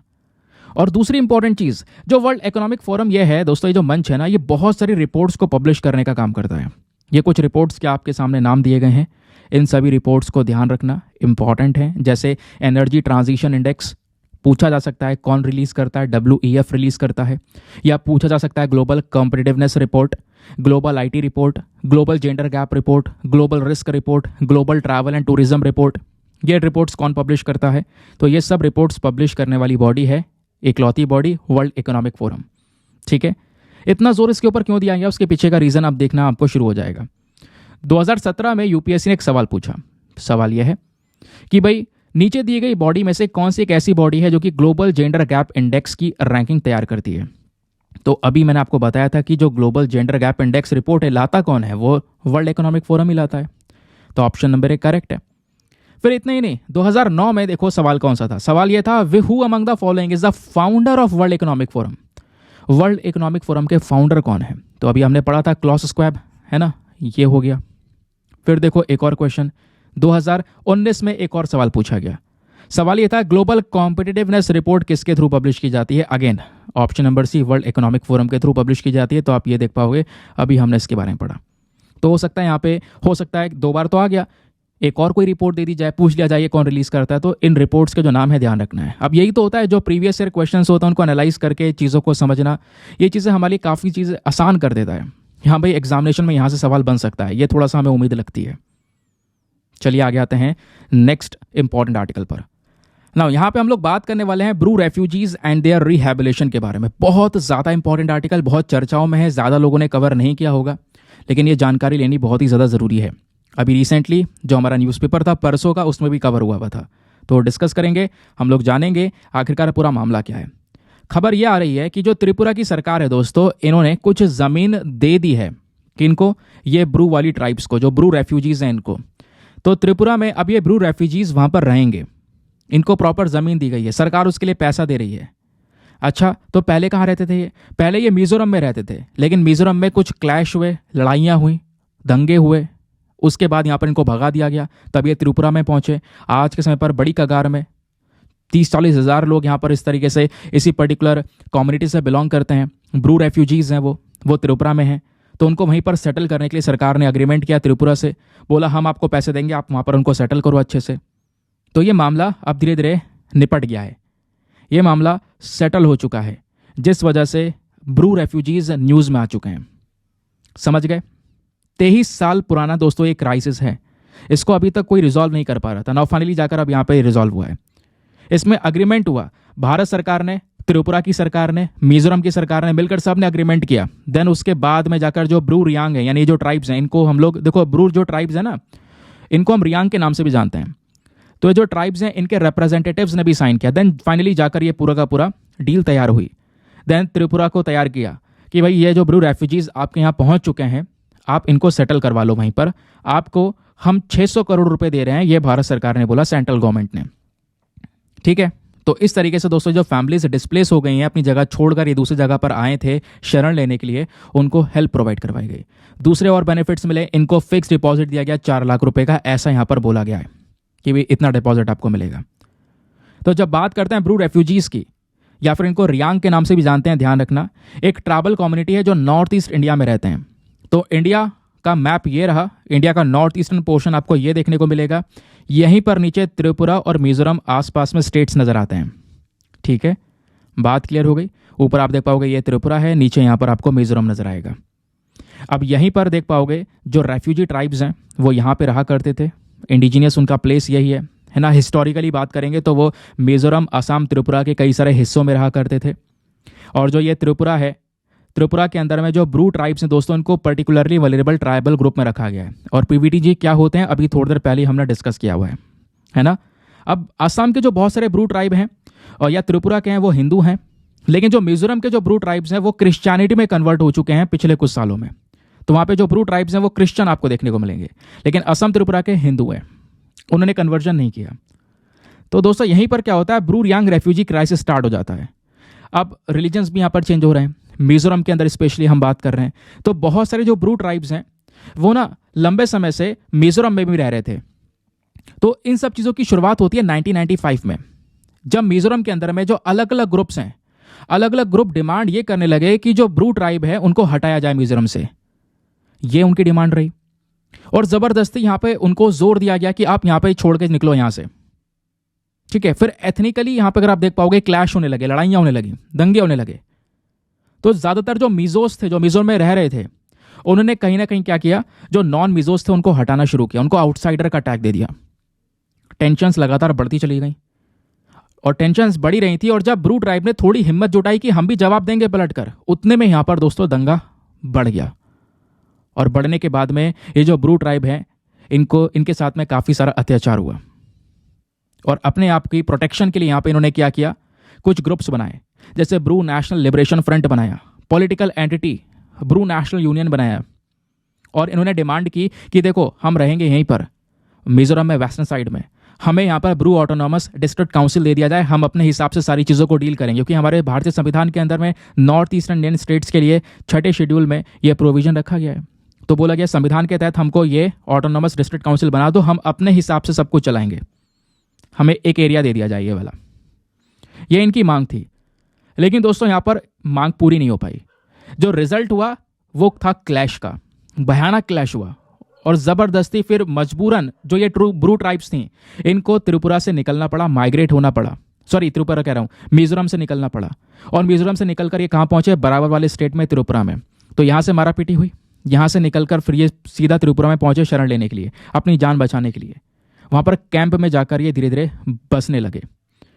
और आज के समय पर लगभग 35,000 इस प्रकार के ब्रू ट्राइब्स हैं जो त्रिपुरा के नदन पोर्शन में रह रहे हैं, कैंप के अंदर में। नाम है कंचनपुर कैंप। तो वो रेफ्यूजी का कैंप आपको ये देखने को मिल जाएगा। यहाँ पर आप ये देख पा रहे होंगे, ये वाले कैंप की हम बात कर रहे हैं। ये प्रॉब्लम दोस्तों यहाँ पर निकल कर आने लगी। और अब क्या हुआ, धीरे धीरे हम मामले को सुलझाने की कोशिश कर रहे हैं। कई बार क्या किया गया, इन ब्रू ट्राइब को वापस से रीसेटल करने की कोशिश की गई, लेकिन हर एक कोशिश कहीं ना कहीं नाकाम होती हुई नजर आई। जैसे पहली कोशिश क्या की गई, जो हमारी स्टेट गवर्नमेंट है, हमारी राज्य सरकार है, इन्होंने केंद्र सरकार के साथ में मिलकर थोड़ा कोशिश किया कि जो ये ब्रू ट्राइब से इनको जब मामला सेटल हो गया तो वापस मिजोरम भेज दें, अपनी जमीन पर, अपने घर पर। लेकिन दोस्तों वापस नहीं जा पाए। और 2014 तक केवल और केवल 5,000 ऐसे इंडिविजुअल्स थे जो अपने घर तक पहुंच पाए। बाकी लोगों ने यहां पर जाने की हिम्मत भी नहीं की। फिर क्या हुआ, 2018 में एक क्वाड्रीपैराटाइट पैक्ट किया गया, यानी कि एक अग्रीमेंट साइन किया गया। किस किस के बीच में? त्रिपुरा की सरकार, मिजोरम की सरकार और हमारी केंद्र सरकार, इन तीनों के बीच में एक अग्रीमेंट साइन हुआ। और इस अग्रीमेंट के तहत यहां पर यह बोला गया कि जो मिजोरम है वो प्लीज इनको रीसेटल करे। मिजोरम जो है वो इनको ब्रू ट्राइब्स को वापस से ले अपनी जगह पर, अपने होम स्टेट में। अब जब थोड़ा बहुत रेडी हुआ तो ये जो ब्रू ट्राइब्स हैं इन्हें डर था अपनी जिंदगी गंवाने का कि यार अगर हम जाएंगे वापस क्लैश होंगे, हमें मार दिया जाएगा, हमें पता है।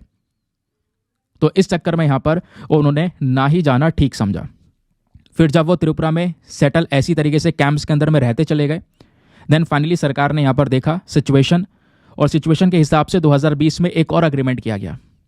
हुआ क्या, फिर से एक बार और चारों ग्रुप इकट्ठे हुए जनवरी 2020 में, इन्होंने एक और अग्रीमेंट साइन किया। और यहाँ पे ये बोला अब की बार जो ये ब्रू ट्राइब है, ठीक है वो अपने होम स्टेट नहीं जाना चाहते हैं, काफ़ी सारे इश्यूज हैं उनकी वजह से, तो ठीक है आप जहाँ पर रह रहे हो त्रिपुरा में, आपको यहीं पर हम सेटल करेंगे। सेंट्रल गवर्नमेंट ने त्रिपुरा की सरकार से बोला आप प्लीज़ इनको यहीं पर सेटल कीजिए, हम आपको 621 करोड़ रुपए का पैकेज प्रोवाइड करवाएंगे। और जो ब्रू फैमिलीज हैं इनसे प्रॉमिस किया गया है कि भाई आपको एक प्लॉट मिलेगा त्रिपुरा के अंदर में, आपका एफडी करवाया जाएगा 4 लाख रुपए का, 1.5 लाख रुपए का जो ग्रांट है वो दिया जाएगा ताकि अपने वो घर वगैरह बना सकें प्लॉट के ऊपर में, फ्री राशन मिलेगा, मंथली आपको थोड़ा स्टेपेंड वगैरह दिया जाएगा 5,000 रुपए का, 2 साल तक ये आपको ये वाली फैसिलिटी मिल जाएगी। तो इस तरीके से दोस्तों ये सारे के सारे प्रोमिस उनसे किए गए, जिसके बेसिस पर त्रिपुरा के अंदर में अब धीरे धीरे करके जो ये ब्रू ट्राइब से इनको सेटल किया जा रहा है।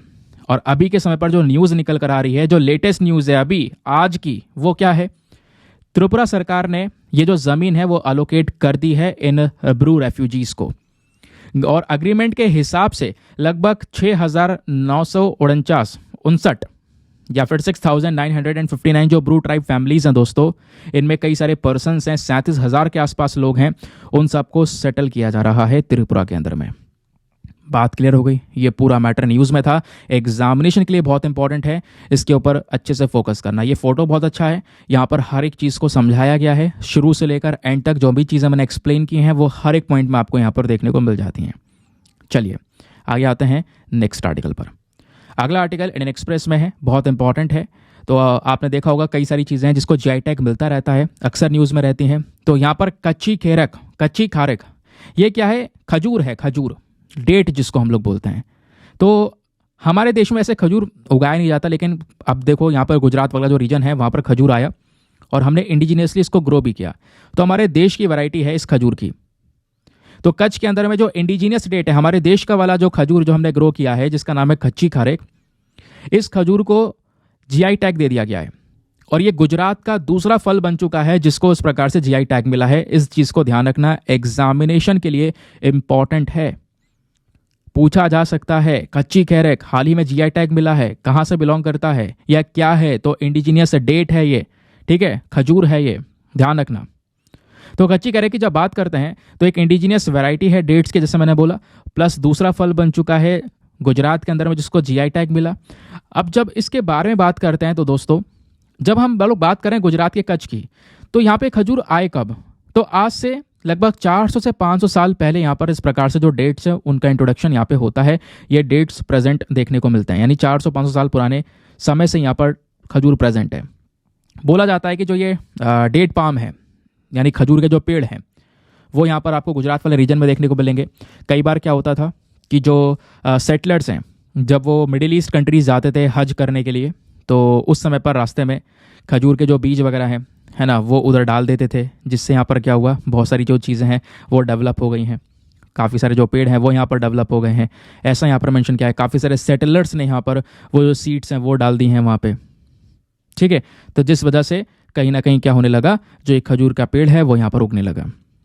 लेकिन यहाँ पर यह भी मेंशन किया जाता है कि जो अरब गार्डनर्स थे, अरब गार्डनर्स जो पहले हमारे जो अलग अलग महल थे, पैलेसेस थे, उसमें काम किया करते थे, है ना, जो फॉर्मर रूलर्स हुआ करते थे कच्छ के, उनके लिए काम किया करते थे। तो उनका एक बहुत बड़ा कंट्रीब्यूशन था कि वो उस खजूर के बीज को लेकर आए अरब कंट्रीज से और यहाँ पे इंट्रोड्यूस किया गुजरात में, तब जाके यहाँ पर ये जो खजूर है इसका प्रोडक्शन होने लगा।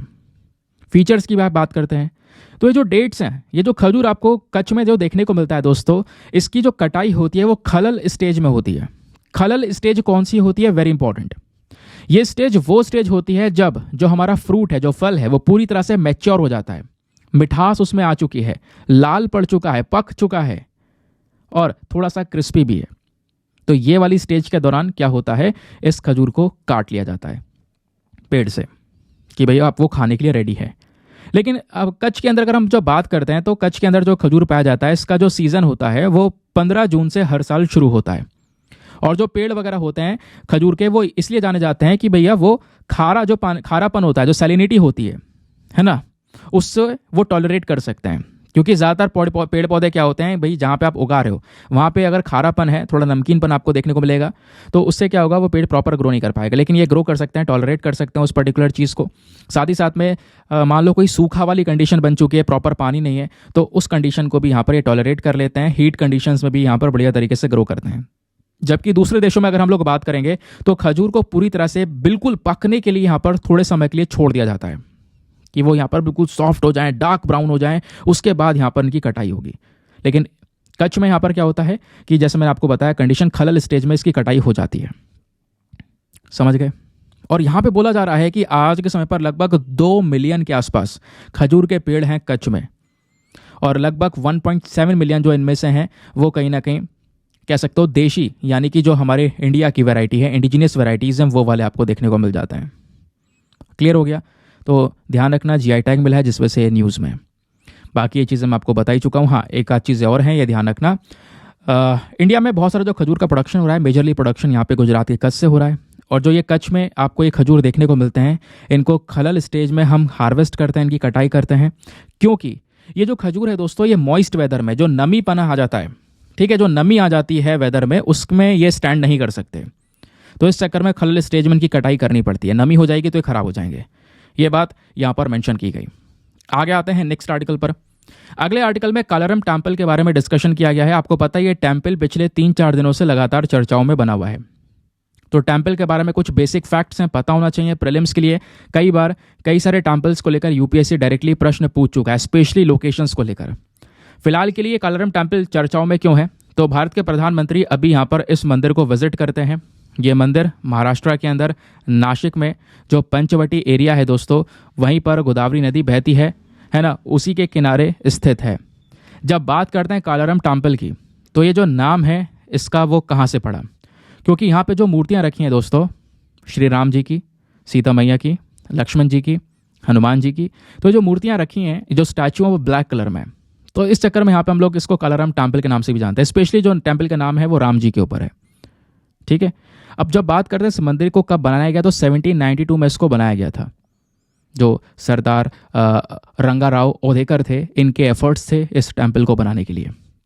प्लस ये जो टेम्पल है, जैसे मैंने बोला, गोदावरी नदी के जस्ट किनारे यहाँ पर स्थित है। स्पेशली कहाँ पर, पंचवटी एरिया में। पंचवटी आपको थोड़ा रामायण का कनेक्शन दिख रहा होगा। ठीक है, अभी मैं आपको बताऊंगा पंचवटी के बारे में, डोंट वरी। अब इस मंदिर के बारे में जब बात करते हैं, इस मंदिर का जो सैंक्टम सैंक्टोरम है, आपको पता होना चाहिए सैंक्टम सैंक्टोरम क्या होता है, गर्भगृह। क्योंकि दोस्तों जब आप लोग यहाँ पर एक टेम्पल को देखते हो तो मंदिर में जो मेन हमारे डीटी बैठे होते हैं, मेन जो देवता बैठे होते हैं सामने, ठीक है, तो वो जो जिस एरिया में बैठे होते हैं उसी को हम गर्भगृह बोलते हैं, सैंक्टम सैंक्टोरम बोलते हैं। तो इस मंदिर का जो सैंक्टम सैंक्टोरम है, वहाँ पर राम, सीता और लक्ष्मण जी का जो स्टैचू है वो देखने को मिलेगा। और जो एंट्रेंस है वहाँ पर हनुमान जी का भी यहाँ पर स्टैचू देखने को मिलेगा। लेकिन वो जो स्टैचूज़ हैं वो यहाँ पर आपको ब्लैक कलर में नजर आएंगे। इस चक्कर में यहाँ पर हम इसको कालाराम टेम्पल के नाम से भी जानते हैं। इस टेम्पल को अगर आप देखोगे तो इसमें सीढ़ियाँ बनी हुई हैं, ऊपर चढ़कर जाते हैं। और वो सीढ़ियाँ भी केवल 14 बनी हुई हैं। आप कहोगे 14 सीढ़ी के पीछे का कारण है राम जी का 14 साल का वनवास, उस चीज़ को ये रिप्रेजेंट करता है। दूसरी चीज़, इस पूरे मंदिर में 84 पिलर्स हैं जो कि रिप्रेजेंट करते हैं साइकिल ऑफ 84 लाख स्पीशीज़ की, यानी जो 84 लाख की स्पीशीज़ हैं, ये पूरे साइकिल चलती है। देन उसके बाद में जाकर कह सकते हो कि आप एक ह्यूमन जो है वो बॉर्न होता है, तो उस साइकिल को रिप्रेजेंट करता है ये 84 पिलर्स। फिर बात आती है हिस्टोरिकल सिग्निफिकेंस की। ऐतिहासिक इंपॉर्टेंस रहा है दोस्तों, इतिहास में बहुत चर्चाएं हुई हैं कालाराम टेम्पल की। रीज़न क्या था? रीज़न ये था, बाबा साहेब अम्बेडकर जी ने इस टेम्पल पर काफ़ी प्रोटेस्ट भी किए और यहीं पर खड़े होकर डिमांड की थी पहली बार कि जो दलित्स हैं उनको भी मंदिर के अंदर एंट्री करने का राइट मिलना चाहिए। ये लगभग 90 साल पुरानी बात। फिर बात हुई 1930 की। 1930 में बी आर अम्बेडकर साहब ने, प्लस एक मराठी टीचर थे, कुछ सोशल एक्टिविस्ट थे, एक सोशल एक्टिविस्ट थे पांडुरंग सदाशिव सेन। तो इनका यहाँ पर कहना यह था, इन सब ने मिलकर एक प्रोटेस्ट रखा और डिमांड की भैया जो दलित्स हैं इनको भी हिंदू टेम्पल्स के अंदर एंट्री दी जाए, क्योंकि दलित्स को हिंदू टेम्पल्स में एंट्री नहीं मिल रही थी। इस वजह से यहाँ पर लगातार प्रोटेस्ट हो रहा था। फिर उसके बाद में जो सत्याग्रह किया गया, सत्याग्रह के समय पर अम्बेडकर जी ने लगभग अपने 15,000 जो दलित फॉलोवर्स थे उनके साथ मिलकर शांतिपूर्वक दोस्तों वहाँ पे धरना भी किया ताकि इनको एंट्री मिल सके, दलित्स को। समझ में आया? अब बात आती है यहाँ पर रामायण लिंक के बारे में। इस टेम्पल का रामायण से क्या कनेक्शन है? तो रामायण से कनेक्शन है आपको 14 साल का वनवास, 14 सीढ़ी वाला तो आपको बताया है ना। उसके अलावा पंचवटी की जब बात होती दोस्तों तो ध्यान रखना, जो नाम है पंचवटी आया कहाँ से? तो पंचवटी आया 5 बनियान ट्रीज की वजह से। ठीक है, हुआ क्या था, अगर हम लोग अपने रामायण की बात करते हैं तो लॉर्ड राम, सीता जी और लक्ष्मण जी, ठीक है, जब ये वनवास पे गए तो उन्होंने अपना हट वगैरह सेटअप किया था। ठीक है, यानी कि एक झोपड़ी वगैरह बनाई थी, है ना। और जो झोपड़ी बनाई थी वहीं पर 5 बनियान ट्रीज प्रेजेंट थे। ठीक है, तो इस बेसिस पर यहाँ पे हम उसको पंचवटी के नाम से भी जानते हैं।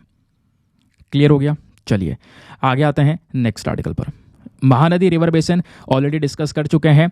अगला आर्टिकल भी एग्जामिनेशन के लिए इंपॉर्टेंट होने वाला है, specially GS paper number 3 environment के पॉइंट ऑफ व्यू से। यहाँ पे हम बात करने वाले हैं पंगनुर काऊ के बारे में। जो ये पंगनुर गाय हैं ये आपको रिसेंटली न्यूज़ में देखने को मिलेंगी। प्रधानमंत्री जी ने काफ़ी सारी पोस्ट अपनी डाली है जहाँ पर वो इस गाय को जो ये चारा है वो खिलाते हुए नजर आ रहे हैं। तो ये गाय की जो ब्रीड है वो न्यूज़ में आ चुकी है। तो एक कैटल की ब्रीड अपने आप में स्पेशल है। स्पेशल क्यों है वो भी आगे हम डिस्कस करेंगे।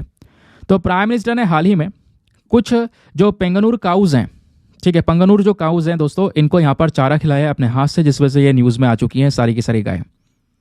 होता क्या है, जो गाय हैं दोस्तों इनका साइज़ ज़्यादा बड़ा नहीं होता है, बहुत छोटे साइज़ की होती हैं। ठीक है, इसलिए ड्वार्फ काउ यानी कि बोनी गाय भी बोलते हैं। बहुत छोटे छोटे साइज़ की होती हैं, ये आप फोटोज़ देख पा रहे होंगे, ज़्यादा बड़ा साइज़ नहीं होता। और इनका वेट भी 200 किलोग्राम से बहुत कम होता है।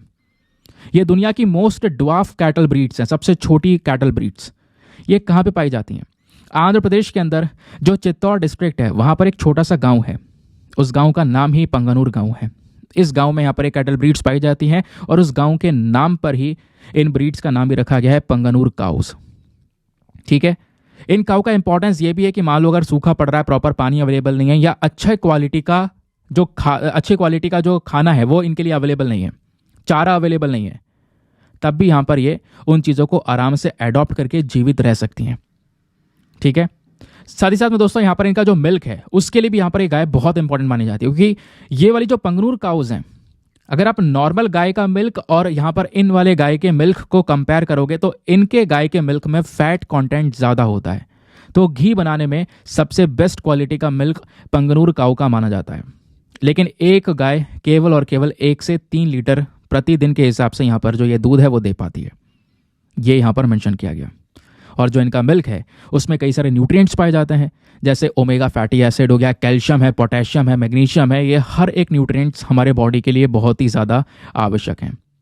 इनके बॉडी कलर की बात करेंगे तो ज़्यादातर आपको वाइट, ग्रे भी देखने को मिलती है, कुछ यहाँ पे आपको ब्राउन, डार्क ब्राउन कलर में भी यहाँ पर ये नज़र आ जाती हैं। और इन गाय का फोरहेड अगर आप देखोगे तो काफ़ी ज़्यादा बड़ा है, लेकिन जो इनके सींग है बहुत छोटे से यहाँ पर देखने को मिलते हैं। ठीक है, जैसे मैंने बोला, ये जो पंगनूर काउज हैं इको फ्रेंडली होती हैं, इनको कम पानी चाहिए, अच्छी क्वालिटी का खाना अगर ना भी होगा, चारा ना होगा तो भी यहाँ पर चलेगा। ठीक है, लेकिन कल्चरली इंपॉर्टेंस इनका बहुत ज़्यादा है। आंध्र प्रदेश के अंदर इवन आज भी कई सारे मंदिर ऐसे हैं, for example Tirupati Tirumala temple की हम बात कर रहे हैं, यहाँ पर जो हमारे देवता हैं उनको जो यहाँ पर मिल्क चढ़ाया जाता है, दूध ऑफर किया जाता है, वो दोस्तों यहाँ पर पंगनूर काऊ का होता है। ठीक है, ये बात यहाँ पर मेंशन की गई है। आगे आते हैं नेक्स्ट आर्टिकल पर। एक और इंपॉर्टेंट आर्टिकल एग्जामिनेशन के लिए, यहाँ पे हम बात करने वाले इंडियन आर्मी डे की। रिसेंटली चर्चाओं में था, तो कुछ बेसिक चीज़ें आपने पता ही होनी चाहिए। हुआ क्या, जो हमारे प्रेसिडेंट हैं, प्राइम मिनिस्टर, इन्होंने हाल ही में यहाँ पर जो विशेस हैं वो इंडियन आर्मी पर्सनल्स को दी हैं इस इंडियन आर्मी डे के अवसर पर।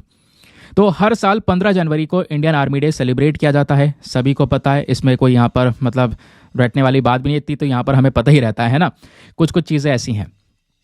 अब उसके बाद देखो यहाँ पर क्या है दोस्तों, इस स्पेशल ओकेजन पर, इस आर्मी डे के ओकेजन पर यहाँ पे क्या होता है, परेड वगैरह हुई है, जो यहाँ पे परेड होती है वो भी यहाँ पर हुई है यहाँ पे हमें देखने को मिली है। बाकी हिस्ट्री की बात करेंगे, क्योंकि सबसे इंपॉर्टेंट चीज़ क्या है, जो इंडियन आर्मी डे है इसका इतिहास जानना है। आखिर ये इंडियन आर्मी डे किस तरीके से या क्यों सेलिब्रेट किया जा रहा है, उसके पीछे का रीज़न क्या है, और एक इंपॉर्टेंट पर्सन करियप्पा, इनके बारे में भी हम लोग बात करेंगे।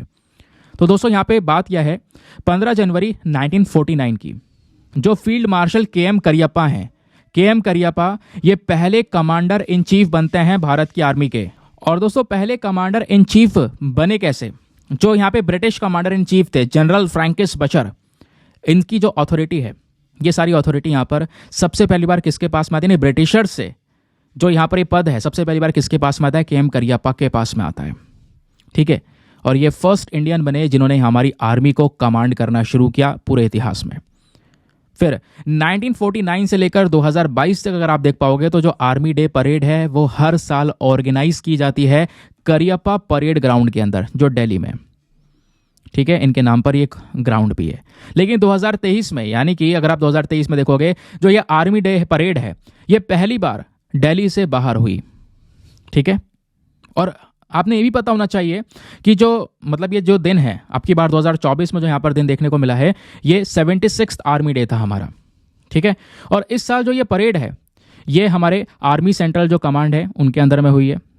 ठीक है, उसके अलावा दोस्तों 2024 का जो इंडियन आर्मी डे का थीम है वो क्या है, in service of the nation, यहाँ पर यह थीम है। अब जो ये के एम करियप्पा हैं, ये कौन थे, कितना इंपॉर्टेंट रोल इनका रहा है, वो सब चीज़ें यहाँ पर जाननी हमारे लिए बहुत ही ज़्यादा ज़रूरी हैं। तो जैसे मैंने बोला, ये पहले इंडियन कमांडर इन चीफ बने हमारे इंडियन आर्मी के। प्लस जो इंडियन फोर्सेस हैं, इनको यहाँ इस पूरी फोर्स को उन्होंने लीड भी किया था। 1947 की जो इंडिया पाकिस्तान वॉर हुई थी उसमें यहाँ पर लीड करने वाले ये व्यक्ति थे। प्लस उसके साथ साथ अगर आप यहाँ पर देखोगे, जो हमारी 2 इंडियन आर्मी ऑफिसर्स हैं, 2 इंडियन आर्मी ऑफिसर्स ऐसे थे जिनको यहाँ पर सबसे जो हाईएस्ट रैंक है फील्ड मार्शल का वो मिला था। तो उसमें से एक तो यही थे के एम करियप्पा, दूसरे थे यहाँ पर मार्शल सैम मनेकशॉ। अब क्या होता है दोस्तों, इनको यहाँ पर पहला कमांडर इन चीफ अपॉइंट कर लिया जाता है। मैंने आपको बता ही दिया 15 जनवरी 1949 में। इस वजह से हर साल इंडियन आर्मी डे सेलिब्रेट किया जाता है। और ये जो अथॉरिटी है ये इनके पास में आई थी ब्रिटिशर से, जो बचर थे उनसे यहाँ पर अथॉरिटी इनके पास में आई। और 1947 में करियप्पा पहले इंडियन बने जिनको सेलेक्ट किया गया कि वो यूके जाएंगे ट्रेनिंग कोर्स के लिए, इंपीरियल डिफेंस कॉलेज कैम्बरले के अंदर में। ठीक है, फिर उसके साथ साथ इनको अवार्ड भी दिया गया। जो अमेरिकन प्रेसिडेंट थे हैरी एस ट्रूमैन, तो इन्होंने यहाँ पर अवार्ड दिया इन करियप्पा को। कौन सा अवार्ड दिया गया, order of the chief commander of the legion of merit. तो ये इनका यहाँ पर अचीवमेंट रहा है। बहुत सारी चीज़ें हैं जिसको आप ध्यान में रख सकते हो और एग्जामिनेशन के लिए इंपॉर्टेंट है, तो याद तो रखना ही है। आगे आते हैं नेक्स्ट आर्टिकल पर। लेकिन पहले तो दोस्तों यहाँ पर हैं कुछ इंपॉर्टेंट क्वेश्चंस। अगर आप लोगों ने अच्छे से लेक्चर सुना है तो यहाँ पर जो क्वेश्चंस हैं उनको अटेम्प्ट करना। देखो होता क्या है कि ये क्वेश्चंस मैं मॉर्निंग वाले वीडियो में लगाया करता था, लेकिन ऐसा भी हो पाता है जैसे मैं कंटिन्यू करता हूँ यार, बीच में बहुत सारे काम रहते हैं, काफ़ी बिजी शेड्यूल है, आप मानोगे नहीं, लेकिन बहुत ज़्यादा सिचुएशन कभी कभी ख़राब हो जाती है, वीडियो नहीं आ पाता। फिर अगले दिन छोड़ के अपलोड करो, फिर छोड़ के अपलोड करो, वो अच्छा नहीं लग रहा। लेकिन अगर ऐसा है कि हाँ जिस दिन अपलोड नहीं हो पा रहा है तो वो उस कंटेंट को मैंने इसमें इंक्लूड कर दिया, मतलब जो क्वेश्चन है मैंने इसमें लगा दिए फिर, ताकि यहाँ पर जो कंटेंट आपको अगर लग रहा है कि यार कुछ मिस हो रहा है तो ऐसा मिस होगा नहीं। ठीक है, तो फिलहाल प्रैक्टिस टेस्ट की बात है। अगर आपने लेक्चर को पूरी अच्छी तरीके से सुना है तो इन क्वेश्चंस को अटेम्प्ट करना और देखना कि अपना स्कोर कहाँ पे जा रहा है, आपने कितने कंसंट्रेशन पावर के साथ में पूरे लेक्चर को सुना है। तो यहाँ पे पहले हम लोग बात करने वाले हैं कच्ची खारेक डेट्स के बारे में। इन डेट्स को लेकर 3 स्टेटमेंट से बताओ इनमें से कितने स्टेटमेंट सही हैं। पहला, ये जो डेट्स हैं ये कहाँ पर कच्छ रीजन में ग्रो किए जाते हैं और इनकी जो कटाई है वो खलल स्टेज के दौरान की जाती है। सेकंड बोलता है यहाँ पर जो दोस्तों ये जो डेट्स हैं ये बेस्ट तरीके से ग्रो होते हैं मॉइस्ट वेदर कंडीशन में, जो मॉइस्ट वाले कंडीशन होता है उसमें बढ़िया तरीके से ग्रो हो सकते हैं। थर्ड स्टेटमेंट यहाँ पर बोलता है कि जो ये डेट्स हैं इनके पास में एक कैपेबिलिटी है कि क्या कर सकते हैं, ये जो एक्सट्रीम ड्राफ्ट कंडीशन, अगर सूखा भी पड़ चुका है, प्रॉपर पानी नहीं है, तो उस दौरान भी बढ़िया तरीके से ग्रो कर सकते हैं। तो बताओ तीनों स्टेटमेंट्स में से कितने स्टेटमेंट सही हैं। ऑप्शन नंबर ए केवल 1, ऑप्शन बी केवल 2, ऑप्शन नंबर सी तीनों सही हैं, या ऑप्शन नंबर डी सारे के सारे गलत हैं। ठीक है, आगे आते हैं। अगला क्वेश्चन कालाराम मंदिर को लेकर है। तो कालाराम टेम्पल को लेकर 2 स्टेटमेंट्स दिए गए हैं, बताना है कौन सा स्टेटमेंट सही है। पहला बोलता है कि जो कालाराम टेम्पल है यह महाराष्ट्र के अंदर नासिक में लोकेटेड है। सेकंड बोलता है कि जो रिवर गोदावरी है उसके किनारे ही लोकेटेड है। तो बताओ दोनों स्टेटमेंट में से कौन सा स्टेटमेंट सही है। Option number A 1 only, B 2 only, C दोनों सही है, या डी दोनों के दोनों गलत हैं।